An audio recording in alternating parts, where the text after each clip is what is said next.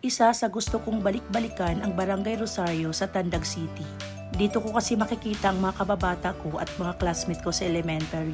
Pag uwi kong ito, kasabay ko ang mga kababata ko nandito na rin sa Manila. Pagdating namin sa Butuan, kailangan namin mag-travel ng almost 3 hours para marating namin ang Rosario. This time, hindi muna kami didiretso ng Rosario. Didiretso kami sa Caguait kung saan doon kami mag-stay. At ang Caguait White Sand Beach din ang napili namin kung saan doon kami mag-reunion magkaklase at magkababata. At ito, nakarating na nga kami.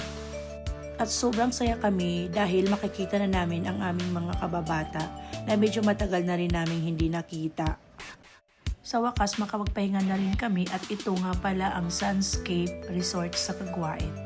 Maganda siya, malinis at may sarili siyang swimming pool.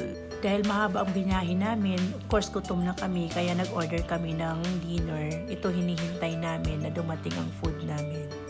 Sa dinner, pinag-usapan nila na magtutungit daw sila bago magpahinga. At ito na nga, naghanda na si ate para sumali sa tungit ng mga lalaki at tumawid doon sa kabilang kwarto. Ito na nga, nagtungit na nga sila. At mukhang nanalo na si Fernando at gusto nang uminom ni Joseph. Patuloy pa rin sila nagtutungit. Ang nag-decide silang tapusin nila dahil gabi na. At nagkikwentahan na sila ng mga panalo nila. At sa dulo, back out si ate. Dahil si ate ang tunay na talunan, naubos ang pera niya, kaya balik na lang daw siya sa kwarto niya para matulog.